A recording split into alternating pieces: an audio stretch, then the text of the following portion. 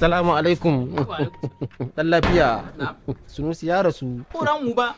Ayo. Salati za ka yi banza. Washen ya rasu. Da za an kai shi asibiti ko aiki ba a fara mashi ba ma ya cika. Koran uban da. Banza ne wallahi. In ka gada maka zo dan jana'iza amma kar ka zo mana da ashar dan buran uba. Buran uba danfo daga zuwa lafiya kwana daya ya iya zagi. Dan babban buran uba. Shin ko ka san waye DJ Lamzi kuwa? A'a, ban sani ba. Wannan magana ƙarya ce.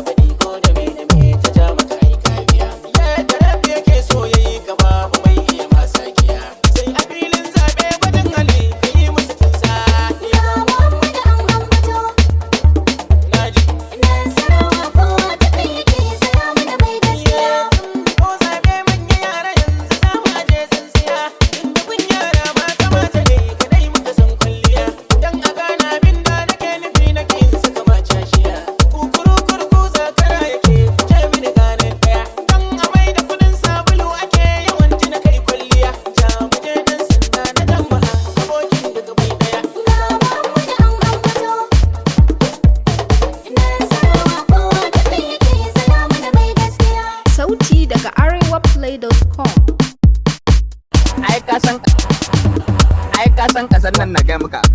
An na da 200 ne. Ai kai kudi zai kashe ka. Yanzu ba da lafiya. Muna tafiyar nan ko sai mu yi katari. Na'am. Allah ya sa mu tsinci miliyan 1 me da kai da 1000 ka. Da ban gane 1000 ba.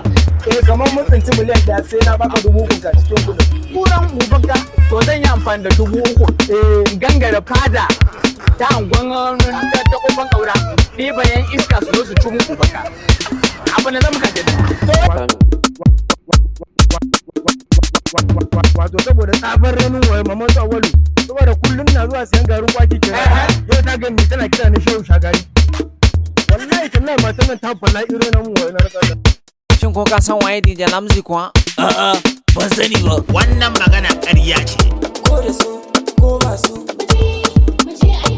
ko da su ko ba su sami ko ba su fito mu je aiki mu je aiki